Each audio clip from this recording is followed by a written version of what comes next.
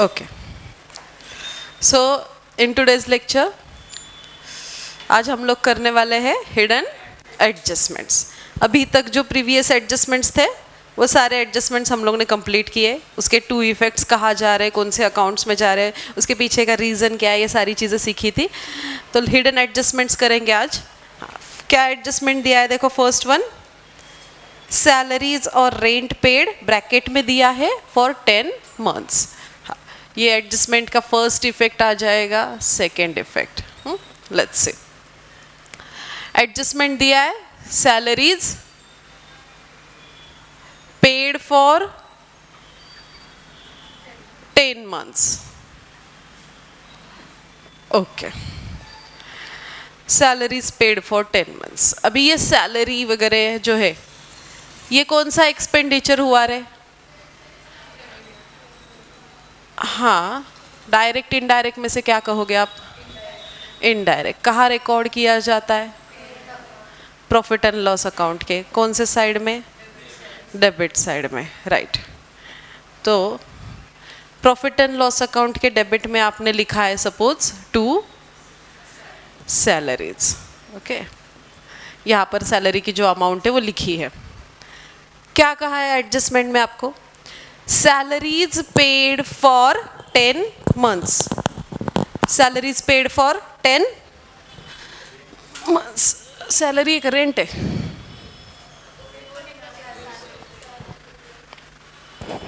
सेमच इफेक्ट होणार, सॅलरी असो रेंट असो।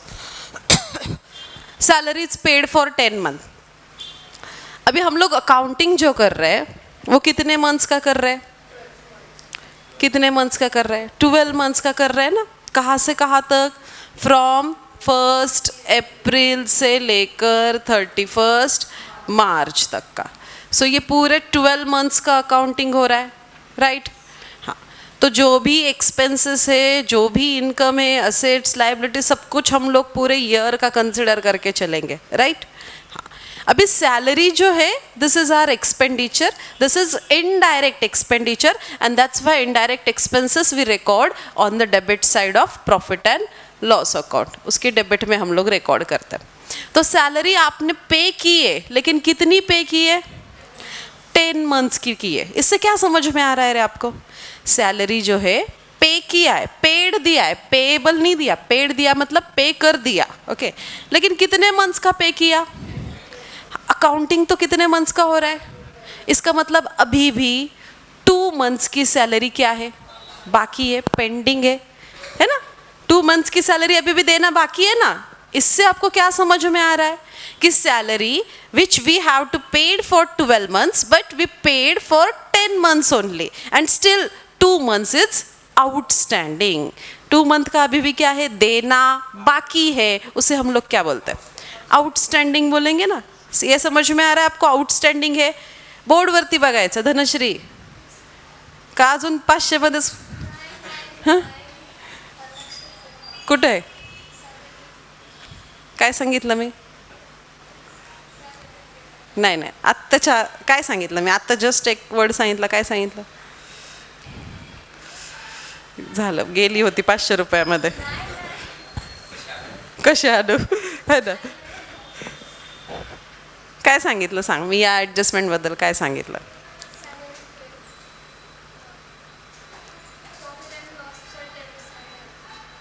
त्याच्यानंतर त्याच्यानंतर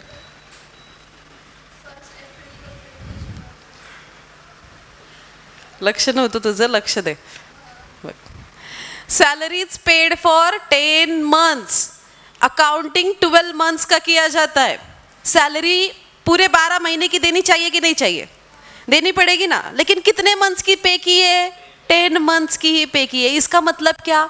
अभी भी 2 मंथ की सैलरी क्या है? देना बाकी है। जो देना बाकी है उसे हम लोग क्या बोलते हैं? आउटस्टैंडिंग कहेंगे ना। उसे हम लोग क्या कहेंगे? आउटस्टैंडिंग। यानी कि ये एडजस्टमेंट किसके बारे में हो गई? आउटस्टैंडिंग एक्सपेंसेस के बारे में हुआ या नहीं हुआ? ये एडजस्टमेंट किसके बारे में हुई? Outstanding expense. ये सेम एडजस्टमेंट सीखा है हम लोग ने आउटस्टैंडिंग एक्सपेंस वाला, यस और नो? आउटस्टैंडिंग एक्सपेंस क्या इफेक्ट्स होते हैं आउटस्टैंडिंग एक्सपेंस के? मानसी, अगर आउटस्टैंडिंग है, सैलरी देना बाकी है तो देना पड़ेगा, 2 मंथ्स की सैलरी यहाँ पर देनी पड़ेगी, दैट्स वाई सैलरी में जाकर वो क्या होगा, ऐड होगा, ऐड आउटस्टैंडिंग। जो भी यहाँ पर जो अमाउंट आएगी वो कौन से कितने मंथ्स की हम लोग ऐड करेंगे, 2 मंथ्स की अमाउंट यहाँ पर ऐड की जाएगी, 2 मंथ्स की अमाउंट ऐड की, क्योंकि सैलरी क्या है, देना बाकी, आउटस्टैंडिंग है तो आउटस्टैंडिंग ऐड कर दिया। हाँ, सेकेंड इफेक्ट कहा जाएगा इसका, लाइबिलिटी साइड में। सेकेंड इफेक्ट ये बैलेंस शीट की, this is liability side and ये असेट साइड होगी अपनी, तो second effect goes to liability side. क्यों?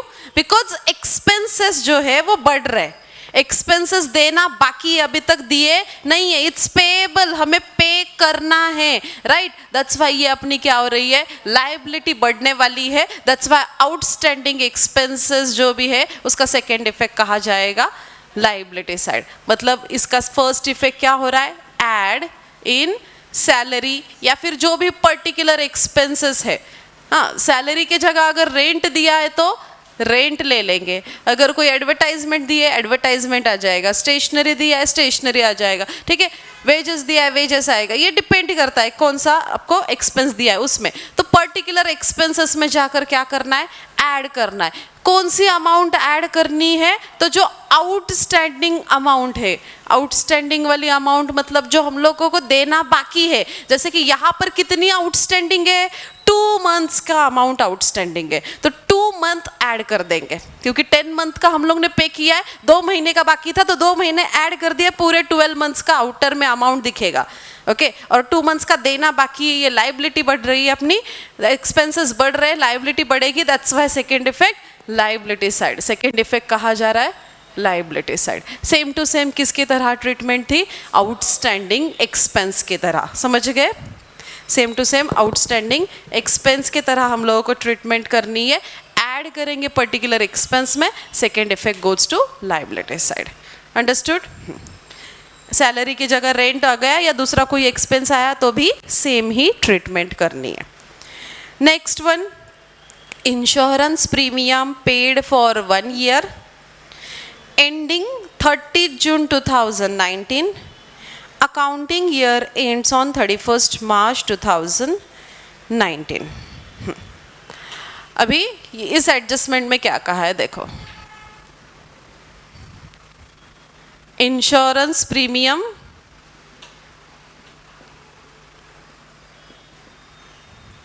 कहाँ तक पे कर रखा है रे, पेड अप टू 30th, हाँ, paid up to 30 June 2019, okay. अभी इसे समझ कर लेते हैं। इंश्योरेंस प्रीमियम 30 जून 2019 तक पे किया। अभी जैसे डिस्कस किया था, अकाउंटिंग ईयर कहाँ से कहाँ तक होता है, फ्रॉम 1 अप्रैल टू 31 मार्च। चलो इसको ईयर भी ले लेते हैं हम लोग, मान लो कि फ्रॉम 1 अप्रैल 2018 टू 31 मार्च 2019, ये अपना ईयर है। मतलब 18 को स्टार्ट होगा, 1 अप्रैल 18 को स्टार्ट हो रहा है ईयर, और ख़त्म हो रहा है 31 मार्च 2019 को ख़त्म हो रहा है, ठीक है। एडजस्टमेंट में क्या कहा है देखो, insurance premium paid for 1 year, right, 1 year के लिए कहा है ना, insurance premium paid for 1 year। अभी ये जो प्रीमियम है ये 1 year के लिए पे किया है, लेकिन ये ईयर बराबर एग्जैक्टली 1 अप्रैल से स्टार्ट हो रहा है क्या, नहीं, ये ईयर कहाँ से स्टार्ट हो रहा है, तो ये जून जुलाई से स्टार्ट हो रहा है, मतलब जुलाई से लेकर जून तक जो है इन्होंने पे करके रखा है, तो इनका ईयर तो चेंज हो गया। अपना अकाउंटिंग ईयर क्या है, अप्रैल से लेकर मार्च, इनका ईयर तो जून जुलाई वहाँ जा रहा है ना। तो इसकी ट्रीटमेंट कैसी होगी, अभी जैसे कि accounting year is from 1 April to 31 March, तो जो भी चीज़ें, जो भी एक्सपेंसेस, जो भी income, asset, liability, whatever it may be, इस ईयर में होगा उतना ही हमें लेना है। जो इसके आगे हो रहा है, उसके पीछे हो रहा है, वो उस ईयर में जाएगा। जो अभी इस ईयर में हो रहा है उतनी ही चीज़ें हमें यहाँ पर फाइनल अकाउंट में लेनी पड़ेगी ना। मतलब अगर इंश्योरेंस हमें जून तक का दिया है तो हम लोग यहाँ पर जून तक का इंश्योरेंस लिखेंगे क्या, नहीं। क्यों? क्योंकि जून यहाँ पर हमारे ईयर में कंसिडर नहीं हो सकता, वो नेक्स्ट ईयर में जा रहा है। हमें कहाँ तक का इंश्योरेंस लेना पड़ेगा? 31 मार्च तक का ही लेना पड़ेगा। उसके आगे का जो इंश्योरेंस हम लोग ने प्रीमियम पे करके रखा है वो अपने लिए क्या हो जाएगा? That we can consider as a prepaid. वो क्या हो जाएगा? प्रीपेड हो जाएगा ना। क्यों? क्योंकि हम लोग मार्च तक का ही अकाउंटिंग कर रहे हैं, उसके आगे का इंश्योरेंस पे कर रखा है, तो उसके आगे का इंश्योरेंस पे करके रखा है वो हम लोग क्या कंसिडर करेंगे, क्या मानेंगे? प्रीपेड। क्योंकि अकाउंटिंग ईयर तक का ही हमें इसमें लेना है, उसके आगे का जो पे करके रखा है वो नेक्स्ट ईयर में आएगा, एंड दैट्स व्हाई वो नेक्स्ट ईयर का भी पहले ही पे करके रखना, उसे हम लोग कहेंगे प्रीपेड। तो ये किसकी एडजस्टमेंट हो गई? प्रीपेड एक्सपेंस वाली एडजस्टमेंट हो गई। इंश्योरेंस का प्रीमियम हम लोग भर रहे, एक्सपेंडिचर माना जाएगा। तो ये एडजस्टमेंट जैसे हुई सैलरी वाली, किसकी एडजस्टमेंट हुई थी? आउटस्टैंडिंग एक्सपेंस वाली। वैसे ये एडजस्टमेंट किसकी हुई? प्रीपेड एक्सपेंसेस वाली एडजस्टमेंट हुई, राइट। इसकी ट्रीटमेंट कैसी करनी है? प्रीपेड एक्सपेंसेस के तरह ही इसकी ट्रीटमेंट करनी है। अभी ट्रीटमेंट क्या होगी देखो, ईयर अपना 31 मार्च को कंप्लीट हो रहा है, तो 31 मार्च तक का ही इंश्योरेंस लेंगे, और उसके आगे का जो भी पीरियड है उसे प्रीपेड माना जाएगा, ठीक है। अभी इंश्योरेंस अप टू 1 ईयर कहा है, तो कितने मंथ्स हम लोगों को यहाँ पर कंसिडर करने पड़ेंगे रे?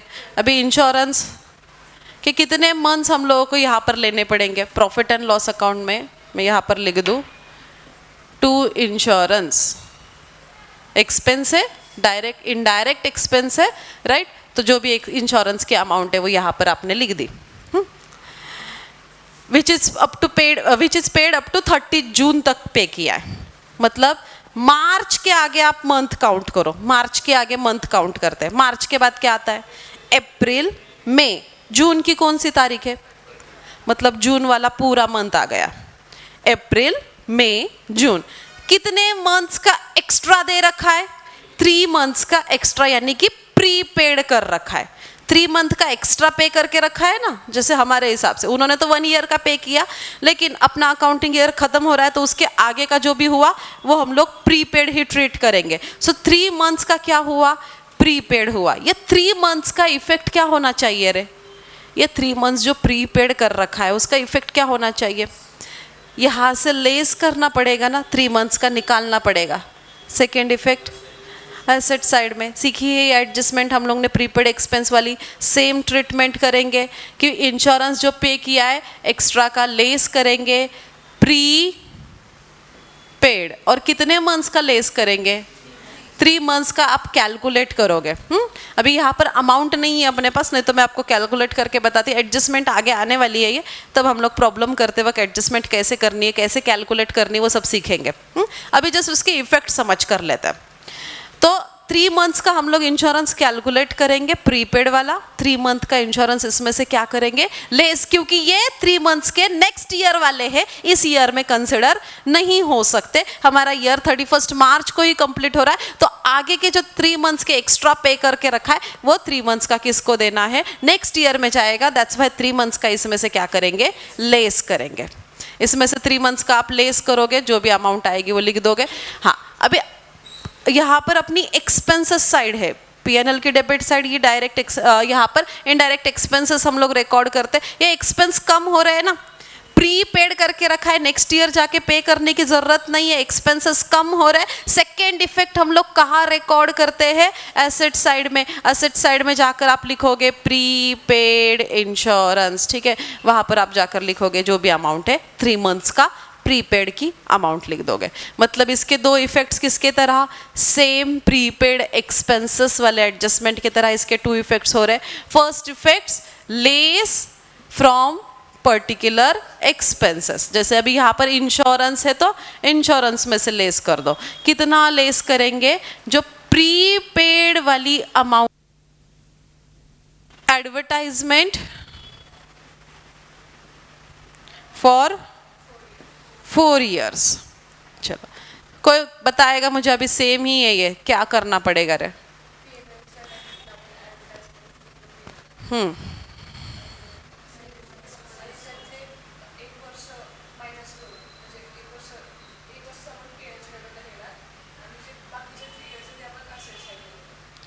सी सेम टू सेम कहा मैंने, क्योंकि ये क्या है, अगेन प्रीपेड वाली एडजस्टमेंट हुई। अकाउंटिंग 1 ईयर का कर रहे, पे करके रखा है 4 ईयर्स के लिए, इतना क्या करना है हमें, इतना तो हम लोग इस ईयर में कंसिडर नहीं करेंगे, हम लोग 1 ईयर है तो 1 ईयर का ही कंसिडर करेंगे। तो एक्स्ट्रा का कितना हुआ, 3 ईयर्स का एक्स्ट्रा हो गया है या प्रीपेड हो गया। तो ये 3 ईयर्स का प्रीपेड क्या करना पड़ेगा, लेस करना पड़ेगा। कहाँ से, एडवर्टाइजमेंट दिया है तो आप लेस करोगे, कहाँ से, एडवर्टाइजमेंट में से लेस करोगे। कितने ईयर्स का लेस करना है, 3 ईयर्स का लेस करना है, क्योंकि 1 ईयर हम लोग रखेंगे, सभी के पूरा का पूरा लेस नहीं करेंगे, 1 ईयर का कंसिडर करना है। और जो एक्स्ट्रा 3 ईयर्स का नेक्स्ट प्रीपेड हुआ है वो प्रीपेड वाली अमाउंट लेस करेंगे। And second effect asset side, same treatment रहेगी। Second effect asset side, same prepaid expense वाली ट्रीटमेंट। समझ में आ रहा है अथर्व? सो लेस करना है प्रीपेड, 3 ईयर्स का प्रीपेड था, दैट्स व्हाई प्रीपेड 3 ईयर्स का लेस किया, सेकेंड इफेक्ट गया असेट साइड में। हाँ, आगे एडजस्टमेंट क्या कही है, rent received for 11 months. Okay,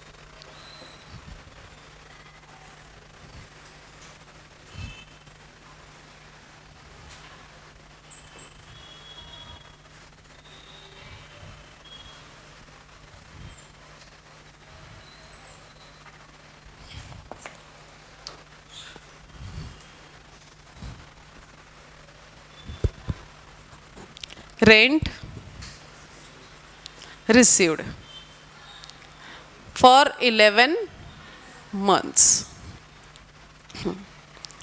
Again same thing, accounting 12 months का हो रहा है तो रेंट भी 12 मंथ्स का मिलना चाहिए। कितना मिला, इसका मतलब क्या, 1 महीने का रेंट अभी भी मिला नहीं है, रिसीव्ड मिल रहा है ना, मिल रहा है, इनकम है अपना। तो 1 महीने का इनकम अभी भी क्या है, मिला नहीं है, मतलब इनकम आउटस्टैंडिंग है, इनकम आउटस्टैंडिंग है। इसी को दूसरा नाम क्या है, इनकम रिसीवेबल। इसी को और क्या कहते हैं, एक्रूड इनकम, इसी को कहा जाएगा। मतलब सेम वही वाली एडजस्टमेंट है, कौन सी, इसी का अपना कौन सी एडजस्टमेंट, इनकम रिसीवेबल या फिर आउटस्टैंडिंग इनकम या फिर एक्रूड इनकम, इसी की सेम ट्रीटमेंट करेंगे आप।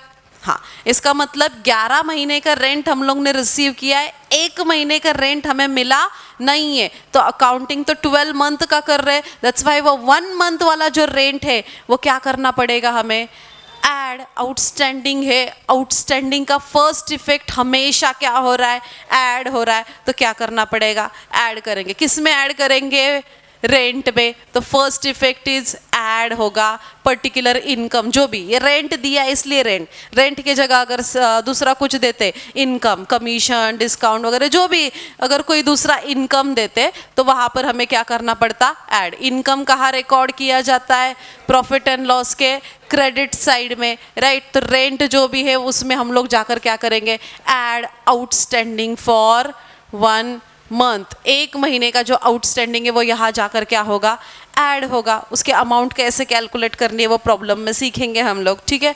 तो ऐड कर दिया रेंट, यानी कि आपकी इनकम बढ़ रही है, इनकम बढ़ रहा है, रेंट हमें मिलने वाला है ना। इनकम साइड इंक्रीज हो रही है, इनकम साइड ऐड हो रही है, बढ़ रही है, रेंट मिलने वाला है। Second effect asset side, second effect asset. Okay, so second effect आप कहाँ रिकॉर्ड करोगे, एसेट साइड में।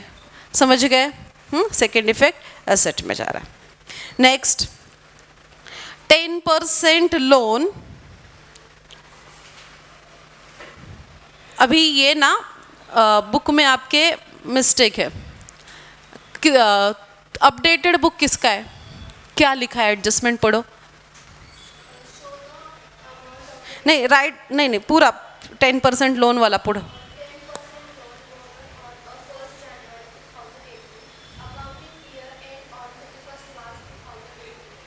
हाँ, इफेक्ट पढ़ो।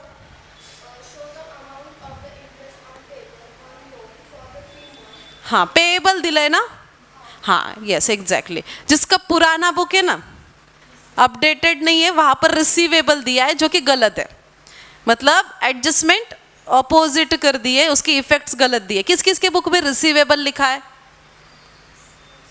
रिसीवेबल, बाकी के सगळ्यांच्या ह्याच्यात पेएबल आहे. हाँ, तो वापस से उसको इफेक्ट्स को करेक्ट कर लो. पहले तो आप देखो 10% loan borrowed on 1st January 2018, accounting year ends on 31st March 2018. तो इसके इफेक्ट्स जो है, show the amount of interest payable वहां पर होना चाहिए. जिसके बुक में रिसीवेबल है वो करेक्ट करेंगे, पेएबल लिखोगे आप. Payable on investment for 3 months on credit side of, sorry on debit side. Credit लिखा है तो वहां क्या लिखोगे, डेबिट लिखोगे on debit side of P&L account. And next effect पढ़ो दिव्यांका, रीड करो.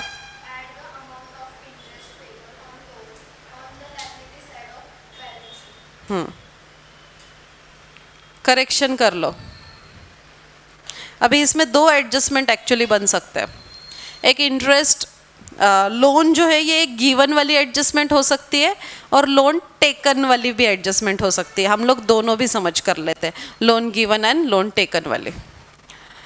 तो 10% इंटरेस्ट ऑन लोन, ठीक है, 10% इंटरेस्ट ऑन लोन. यहाँ पर हमें बोरोड बोला है, मतलब हम लोग ने लिया है. हाँ, borrowed on 1st January 2018 and accounting year ends on 31st March. ठीक है, अभी पहले हम लोग टेकन कंसिडर करेंगे, फिर गिवन वाला. और ये कब लिया है, 1st January 2018. ईयर एंड कब हो रहा है, 18 या 19, 18 को, 31st March 18 को ईयर एंड हो रहा है. ठीक है, अभी लोन हम लोग ने लिया है तो ये अपनी क्या हुई, लायबिलिटी हुई. लोन हम लोग ने लिया है यानी कि अपनी क्या हुई, लायबिलिटी. तो लोन टेकन जो है वो कहाँ रिकॉर्ड किया जाएगा, on the liability side, right. Liability में आप रिकॉर्ड करोगे वहां पर कि 10% लोन, जो भी अमाउंट है XYZ अमाउंट वहां पर आपने लिखी है कि आपने इतना इतना लोन लिया हुआ है. अभी ये लोन जो है कब से लिया है, फ्रॉम 1st January 2018. तो अभी देखो, जिस दिन से हम लोग लोन लेते हैं तो बैंक वाले जो इंटरेस्ट उसके ऊपर लगाएंगे, या फिर जो भी लोन हम लोग ने लिया है उसके ऊपर इंटरेस्ट कहाँ से लगेगा, 1 अप्रैल से लगेगा या जिस दिन से लोन लिया है उस दिन से लगेगा. कहाँ से इंटरेस्ट चार्ज किया जाएगा, जिस दिन हम लोग ने लोन लिया उस दिन से लगेगा, ना कि 1 अप्रैल से. ये बात पहले तो समझ लो. आपने लोन लिया है जनवरी मंथ में तो इंटरेस्ट अप्रैल से लगाएंगे क्या, नहीं. जनवरी में लोन लिया तो इंटरेस्ट भी जनवरी से ही स्टार्ट होगा. मतलब जब हम लोग लोन ले रहे उससे ही, उस दिन से ही इंटरेस्ट हमारा स्टार्ट होगा, वहां से ही कैलकुलेट किया जाएगा. तो लोन टेकन फ्रॉम कब है, 1st January. तो अभी इंटरेस्ट ऑन लोन की एडजस्टमेंट है. ये कौन सी एडजस्टमेंट है, इंटरेस्ट ऑन लोन वाली. तो इसके ऊपर हमें क्या निकालना है, 10% इंटरेस्ट निकालना है. क्या निकालना है, 10% इंटरेस्ट हमें कैलकुलेट करना है.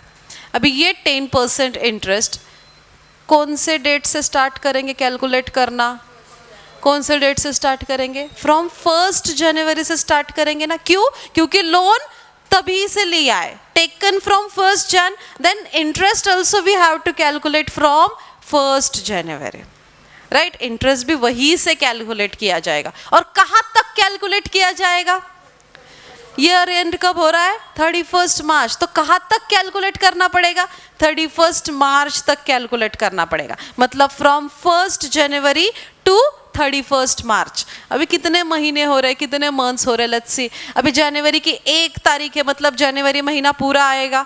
तो जनवरी, फरवरी और ये मार्च पूरा खत्म हो रहा है, मतलब मार्च. कितने मंथ्स हो रहे हैं फिर, 3 months, जनवरी, फरवरी, मार्च. 3 months का इंटरेस्ट आपको क्या करना पड़ेगा, कैलकुलेट करना पड़ेगा. 3 months आप इंटरेस्ट कैलकुलेट करोगे. और जो भी इंटरेस्ट हम लोग कैलकुलेट करेंगे वो कितने मंथ्स का यहाँ पर निकल रहा है, फिर 3 months का इंटरेस्ट निकल रहा है. ये 3 months कैसे कैलकुलेट किए, समझ में आया. 3 months कैसे कैलकुलेट किए, जनवरी में हम लोग ने लोन लिया था इसलिए जनवरी से कैलकुलेट किया. अगर ये लोन हम लोग दिसंबर से लेते तो 1 December 2017 से लोन लेते तो कितने मंथ होते, दिसंबर, जनवरी, फरवरी, मार्च, कितने मंथ होते? 4। ये अगर मैं अक्टूबर से लेती तो 1 अक्टूबर 2017 से लोन लिया जाता तो काउंट करो, बताओ कितने मंथ्स कंसिडर होते? फिर 6 मंथ कंसिडर होते। अक्टूबर से हम लोग काउंट करते है ना। ये अगर अप्रैल से लेते, फ्रॉम 1 अप्रैल से लेते तो पूरा 12 मंथ्स आ जाता, राइट। तो ये मंथ हम लोग यहाँ से जहाँ जिस दिन से लोन लिया उस दिन से इंटरेस्ट का मंथ कंसिडर करेंगे, ठीक है। इंटरेस्ट ऑन लोन, अगर ये पीरियड दिया नहीं है तो इंटरेस्ट ऑन लोन के परसेंटेज हमें 6% कहा गया है, अगर रेट इज नॉट गिवन, ठीक है, अगर वैसे बात है तो। तो अभी इस वाले इसमें तो दिया था फ्रॉम 1 जनवरी 2018, ओके। तो हम लोग ने पीरियड निकाला, 3 मंथ्स का इंटरेस्ट निकल रहा है, 3 मंथ्स का यहाँ पर पीरियड निकल रहा है जहाँ से हम लोग इंटरेस्ट ऑन लोन कैलकुलेट करेंगे। तो इसको कैलकुलेट करना है, जो भी अमाउंट होगी लोन की उसके ऊपर परसेंटेज 10% निकालेंगे और उसके ऊपर 3 मंथ्स हम लोग कैलकुलेट करेंगे। अभी इसके इफेक्ट्स क्या होंगे? लोन तो पे करना ही है, उसके साथ साथ इंटरेस्ट भी पे करना है। कितने महीने का? 3 महीने का। तो इसमें जाकर वो 3 महीने का इंटरेस्ट क्या हो जाएगा? ऐड इंटरेस्ट ऑन लोन जो है वो 3 मंथ्स का इंटरेस्ट इसमें ऐड होगा। मतलब इसका फर्स्ट इफेक्ट क्या समझ में आ रहा है कि ऐड करना है, कहाँ पर? लोन में जाकर ऐड करना है। कहाँ? Liability side. कहाँ पर ऐड करोगे? लाइबिलिटी साइड में वो लोन में जाकर ऐड हो जाएगा। कितने मंथ्स का? जितना जहाँ से हम लोग ने पीरियड काउंट किया है। अभी इस वाले क्वेश्चन में 3 मंथ्स आ रहे थे, दैट्स वाई इधर 3 मंथ्स। 4 भी आ सकते, 5 भी आ सकते, 6 भी आ सकते, 12 भी आ सकते हैं, ओके।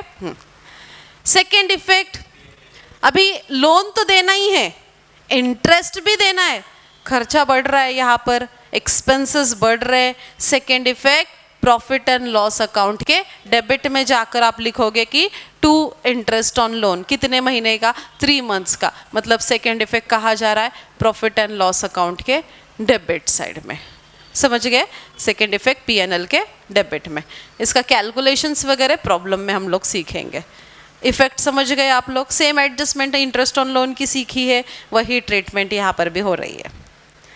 अभी ये इंटरेस्ट ऑन लोन टेकन हो गया, हम लोग गिवन वाले भी सीख लेते हैं ट्रीटमेंट। देखो 10% लोन टेकन के जगह पर आपको अगर गिवन दिया है, इसका मतलब क्या? फर्म ने, बिजनेस ने वहां पर लोन दूसरे को दिया हुआ है, लिया नहीं है, दूसरे को दिया हुआ है। अभी दूसरे को लोन दिया है तो फर्म के लिए ये लायबिलिटी है या एसेट है? एसेट हुआ ना, दूसरे को लोन दिया है तो लोन गिवन, यहाँ पर लोन टेकन मतलब अपनी लायबिलिटी। अगर लोन गिवन है तो 10% लोन गिवन, ये अपनी क्या हुई? एसेट हुई, ठीक है। वहाँ पर जितना लोन दिया है उसकी अमाउंट हम लोग लिखेंगे। एंड अभी इसकी ट्रीटमेंट क्या? वहाँ पर भी हम लोग सेम ही पीरियड कंसिडर करते हैं। कब दिया है? 1 जनवरी 2018 को हम लोग ने लोन दिया हुआ है। अभी इसका इंटरेस्ट हमें निकालना है। कितना मंथ्स का इंटरेस्ट निकलेगा? 3 मंथ्स का। यहाँ पर ऐसे है कि हम लोग ने लोन दिया है इसलिए 12 मंथ लेंगे, लोन टेकन में 3 मंथ्स लेंगे, ऐसा है क्या? नहीं, यहाँ पर भी सेम चीज़ अप्लाई होगी। लोन कब दिया आपने? जनवरी में दिया, तो जनवरी से ही पीरियड काउंट होगा इंटरेस्ट का, ओके। जनवरी में लोन दिया तो जैन से ही पीरियड काउंट होगा। जनवरी, फरवरी, मार्च, 3 मंथ्स का इंटरेस्ट हमें सेम यहाँ पर भी कितने मंथ्स का इंटरेस्ट काउंट करना पड़ेगा? अगेन सेम 3 मंथ्स का ही। अभी इसके इफेक्ट्स क्या होने वाले? ये हम लोग उस असेट हुई, ये लोन दिया हम लोग ने, असेट हुई कि पैसे तो ये तो मिलने वाले ही है, उसके साथ साथ लोन के भी पैसे मिलेंगे, इंटरेस्ट के, लोन के तो पैसे मिल ही रहे, उसके साथ साथ इंटरेस्ट के भी पैसे मिलेंगे। इसमें जाकर क्या करना है? ऐड करना है इंटरेस्ट ऑन लोन जो भी है, ऐड कर दोगे आप। असेट बढ़ रही है, इंटरेस्ट मिलने वाला है, इनकम बढ़ेगा। सेकेंड इफेक्ट P&L के क्रेडिट में, जैसे यहाँ पर लायबिलिटी का सेकेंड इफेक्ट डेबिट में था, वैसे यहाँ पर सेकेंड इफेक्ट क्रेडिट में आएगा। तो इसका फर्स्ट इफेक्ट क्या हो जाएगा? ऐड करेंगे हम लोग वो लोन वाली जो इंटरेस्ट वाली अमाउंट है, ओके, वो ऐड करेंगे कहाँ पर? On asset side. Asset side में ऐड हो जाएगी, जो भी 3 मंथ्स का पीरियड है 3 मंथ्स की अमाउंट ऐड करेंगे। Second effect goes to profit and loss account के क्रेडिट साइड में, प्रॉफिट एंड लॉस अकाउंट के क्रेडिट में। क्यों? क्योंकि इनकम है, हमें लोन दिया हुआ है तो इंटरेस्ट के पैसे मिल रहे हैं, दैट्स व्हाई क्रेडिट साइड में। क्लियर है? Next is 16% investment purchased on 1 जनवरी। सेम चीज़ है, ये भी सेम ऐसा ही है, अब भी लोन वाला बताया ना, सेम इन्वेस्टमेंट हम लोगों ने कहीं पर कर रखी है, उसके ऊपर इंटरेस्ट निकालना है। सेम उस असेट में जाकर क्या करेंगे, ऐड करेंगे प्रॉफिट एंड लॉस के क्रेडिट में। सेम ट्रीटमेंट है, देखो ये वाली एडजस्टमेंट। 16% इन्वेस्टमेंट, इन्वेस्टमेंट हम लोग ने कर रखी है, असेट हुई, इन्वेस्टमेंट करना असेट हुई, चलो असेट साइड में आपने लिख दिया कि इन्वेस्टमेंट आपने कर रखी है, अमाउंट लिख दी इन्वेस्टमेंट के, उसके ऊपर आपको इंटरेस्ट मिल रहा है, 16% इंटरेस्ट मिल रहा है। वो इंटरेस्ट यहाँ जाकर क्या करोगे, ऐड करोगे, add interest on investment. Okay, अभी कितने मंथ्स का है वो, कि परचेस्ड ऑन 1 जनवरी, अगेन जनवरी से परचेस किया है तो इंटरेस्ट भी कहाँ से मिलेगा, जनवरी से ही मिलेगा। मतलब कितने मंथ्स, अगेन 3 मंथ्स का ही जाकर ऐड करेंगे। एंड सेकेंड इफेक्ट कहाँ शो करना है आपको, P&L के क्रेडिट साइड। सेम इफेक्ट हुए यहाँ पर, इस एडजस्टमेंट के भी सेम ही इफेक्ट्स होंगे P&L के क्रेडिट में। 10% गवर्नमेंट बॉन्ड, सेम एडजस्टमेंट है। गवर्नमेंट बॉन्ड में हम लोग क्या कर रहे हैं, इन्वेस्टमेंट कर रहे हैं। असेट हुई 10% गवर्नमेंट बॉन्ड, असेट साइड में लिखेंगे, उसके ऊपर 10% कैलकुलेट करेंगे, उसमें 10% का इंटरेस्ट हमें मिल रहा है तो इंटरेस्ट असेट में जाकर ऐड करेंगे, इनकम बढ़ रहा है P&L के क्रेडिट में। सेम एडजस्टमेंट है ये भी, देखो कि show the amount of interest on receivable credit side of P&L account and add in the amount of interest receivable on government bond, asset side में बैलेंस शीट के वो ऐड करना है, सेम टू सेम। ओके, आ गया ध्यान में effect सारे। तो बेसिकली हिडन एडजस्टमेंट में बाकी कुछ नहीं, तो आपको डेट्स, पीरियड जो है ना, या फिर रेट ऑफ इंटरेस्ट, या ये सारी चीज़ें आपको ध्यान में लेके हुए चलना है। मंथ क्या है, पीरियड क्या है, इन सब चीज़ों को समझकर चलना है। बाकी हिडन एडजस्टमेंट इतना कुछ नहीं होता। हिडन एडजस्टमेंट क्यों कहा गया है, क्योंकि ये एडजस्टमेंट सेपरेटली, जैसे आपको ट्रायल बैलेंस दिया है, सेपरेट नीचे एडजस्टमेंट नाम डाल के नीचे 1 2 3 4 जो भी एडजस्टमेंट दिए जाते हैं, हिडन एडजस्टमेंट वहाँ पर एडजस्टमेंट में नहीं होते। हिडन एडजस्टमेंट ट्रायल बैलेंस में ही होते हैं, इसलिए उसको हिडन एडजस्टमेंट कहा गया है। ट्रायल बैलेंस में ही आपको पॉइंट दिया है सैलरी, ट्रायल बैलेंस में लिखा है सैलरी और ब्रैकेट में दिया है 10 मंथ। ओके, इसका मतलब सैलरी पेड फॉर 10 मंथ, उसकी ट्रीटमेंट करो, है ना। उधर दिया है insurance premium paid up to 30 June, इसका मतलब प्रीपेड इंश्योरेंस है। ऐसे मतलब एडजस्टमेंट आपको ट्रायल बैलेंस में ही दिए जाते हैं, उसी को हमें समझ कर लेना है कि ये प्रीपेड है, आउटस्टैंडिंग है ना, ये लाइबिलिटी असेट क्या है, इस हिसाब से समझ कर लेकर उसके इफेक्ट्स करने होते हैं। So these are the hidden adjustment. I hope you understood the hidden adjustment और उसकी ट्रीटमेंट कैसे करनी है। आया ध्यान में सभी को? हाँ, इसको अभी और अच्छे से आपको क्लियरिटी आएगी जब हम लोग क्वेश्चन में इनको सॉल्व करेंगे, प्रॉब्लम करेंगे। तो यहाँ पर अपना एडजस्टमेंट वाला पार्ट हो चुका है, ठीक है। इसमें एक आध एडजस्टमेंट है जो एडिशनल, मैं आपको वो बताऊंगी, मैंने लिख कर रखी है एडजस्टमेंट, वो लेकर आती हूँ मैं, फिर आपको कल के लेक्चर में वो एडजस्टमेंट मैं बताऊंगी कैसे करनी है, उसकी ट्रीटमेंट वगैरह। बाकी अभी इसके बाद वाला जो पार्ट है, इम्पॉर्टेंट कुछ पॉइंट्स हमें दिए गए हैं, ये इम्पॉर्टेंट पॉइंट्स हम लोग कवर करेंगे and then after that first problem जो है वहाँ से अपनी शुरुआत करेंगे। फर्स्ट प्रॉब्लम तो प्रोबेबली कल के लेक्चर में हम लोग वो इंपॉर्टेंट पॉइंट्स कवर करके फर्स्ट क्वेश्चन को स्टार्ट करेंगे, ठीक है। आज के लेक्चर में इतना ही, that's it for today, thank you.